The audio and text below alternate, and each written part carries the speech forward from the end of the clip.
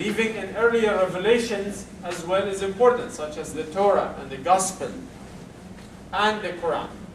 Again, Muslims view the Quran as the only survived, or the only text that survived the ages until this time without any change. And also the belief, including belief in the last day or the day of judgment. The idea of believing in a last day is that no matter what we do on earth, there will come a day when we will be held accountable. And so we cannot run away with things. If you run away with it in this life, there will come a day when you will pay for it. And so that's what we call the last day or the day of judgment. The idea of the day of judgment is every person will be held responsible for what they do on earth, except, of course, the children are not responsible for the deeds. So up until they reach the age of puberty, they're not really accountable for what they do. Therefore, there is no punishment for them if they die young, for example. Same is true for people who have psychiatric illnesses, insane, etc. They will not be held accountable as far as we know. The third layer is much deeper, and it has to do with how a person's own relationship with the Creator is. And that's what we call, Arabic for it is ihsan, English is perfection. And there is a strong tradition that the Prophet Muhammad was asked this question, what is perfection? And he defined it this way. He said, perfection is to worship God as if you are seeing Him. And so the idea here is that you work on yourself spiritually to the point that you worship God as if you see Him, even though you actually don't see Him. But you are full of the idea that God is always watchful over you. So everything you do, you are being watched by Him. That is the deep spiritual element in Islam, that if you hear about the word Sufism, for example, the Sufism is the current that in Islam that tries to capture this. It's not limited to them, but that's what they try always to work on this. So sort of an aesthetic thing, but the spiritual element in Islam is very strong and very powerful and very important. And one doesn't have to be a Sufi to capture that. All you need to do is follow the example of the Prophet Muhammad. So going back to the Prophet Muhammad, one of the most unique things about the Prophet Muhammad that really is always a source of inspiration for Muslims is that he was one person who was able to combine the divine and secular in his personality. He was deeply spiritual. At the same time, he was fully engaged in life. And that's the ideal person as we view it in Islam. That you need to be fully engaged in life and productive. At the same time, you can be very spiritual in your dealings, and you don't necessarily have to go to a monastery to gain spirituality. I think I've taken most of the time. Just last word. How much time do I have? 5 minutes. 5 minutes. Going back to the Prophet Muhammad, because this is an issue that always comes up. What kind of a person was he? If you listen to the news or to watch what happens in the world now, you always get the impression that Muhammad was a violent person, who always fighting all of his life and so on. In fact, the Prophet Muhammad never fought at all until he was until the last 10 years of his life, basically. He never was a soldier, never had any battle, never engaged in any fights. Only when he became the head of state and wars were waged against Muslims to exterminate Muslims and the Muslim community, the Prophet had to actually lead his community in self-defense. And that's how the wars actually started. It started because of conflict. When Islam came, Islam was as a revolution, in fact. Many people in Arabia rejected Islam initially, and they feared for their positions and their wealth and so on. And ultimately there was a war.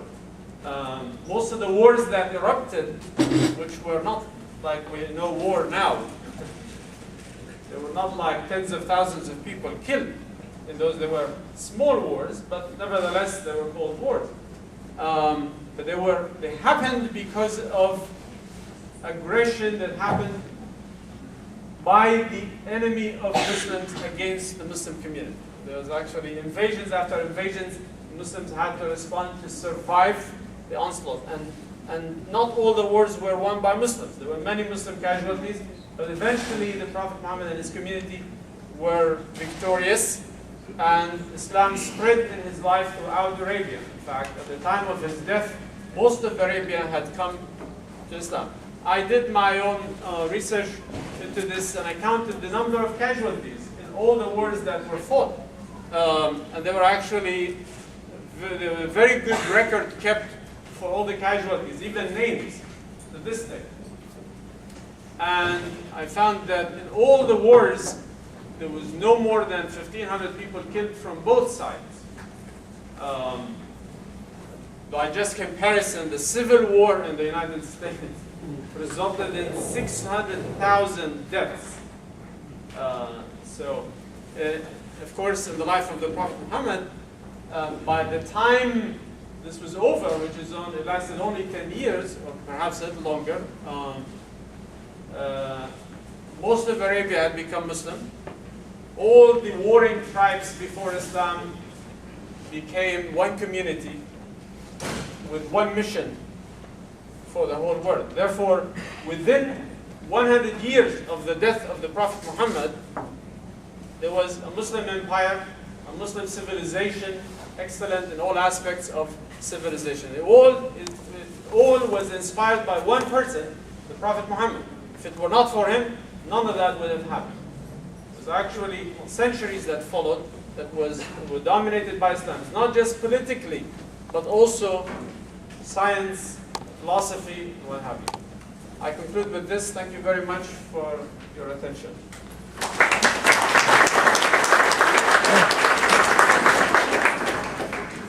If you have any questions, I think we may have a few minutes. What time is it? Maybe about 5 minutes for questions, if you have any questions.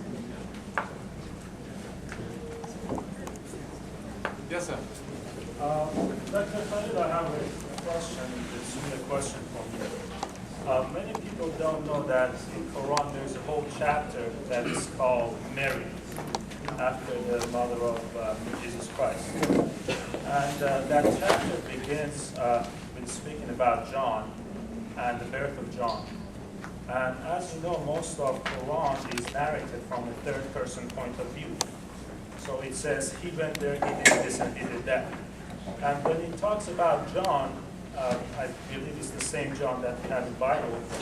It says, if I'm doing a good job translating, it says, praise be upon him the day he was born, the day he died, and the day he will be resurrected. But it follows to the story of the birth of Jesus Christ. And when it gets to that point, when it comes about Jesus Christ, it speaks from the first person point of view. So it's Jesus Christ speaking in Quran. Sure. It says, praise be upon me, the day I was born, the day I died, and the day I will be returning. Could you shed some light on that? Because I think from the parts of Quran that I know, it's very rare to have a person speak for himself. So the Quran uses different ways of speech, which is very interesting. If you know the Arabic, if you don't know the Arabic language very well, and you read the Quran in Arabic, sometimes it seems odd to you because it shifts the discussion. Sometimes they will be talking about he, and then it would start talking about we.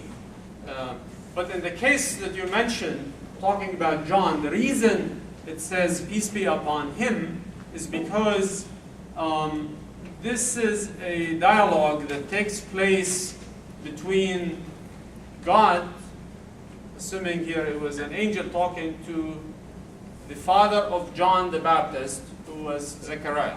So Zechariah asks God for a son, and he was too old. So he says, the story goes that Zechariah was taking care of Mary. And Mary was a very devout young lady. And when he see her devotion to God, he says, God, I want a son like this little girl that would inherit the spiritual teachings of me. And so, but he was very old by then, right? He was perhaps in his 90s. So God gives him the revelation through an angel, says that God is answering your call or your prayer and will grant you a son. So he says, how am I going to have a son? I'm too old and my wife is barren. So he says, I decided to give you a son, so you will get a son. And then he starts speaking about John. So he says, John will be a very devout person. He will be very chaste. He will not touch women. And he will have peace upon him in his life when he's born and when he dies and when he comes back. In the case of Jesus, it's different because later in the chapter, the Quran speaks about how Jesus is born and says basically the story of Mary. Mary essentially is devoting all of her time to the worship of God. She goes into seclusion from people. An angel appears to her and he says to her, you're going to have a son. And she says, but I'm not married. I've never had a relationship with a man. And he says, this is a decision made by God. So you will have a son. And you cannot argue with that. So she becomes pregnant. And it's a big ordeal for her. Then she withdraws from people. And in time, she delivers her son. Okay? So the son is born. And when she takes her son, Jesus, back to her people, people would be, of course, very surprised. And they would accuse her of committing adultery. So this is one of the miracles that's mentioned in the Quran, is that God would cause Jesus to speak in the cradle. And he would be talking. He would say to his people, I am the servant of God. He will send me as a prophet. And then he would say, peace be upon me. Peace will be with me at the time of my birth and life and when I am resurrected. So that's how it is. I hope I answered your question. It's a little detailed, but thank you so much. Time to eat, I think. Please help yourself.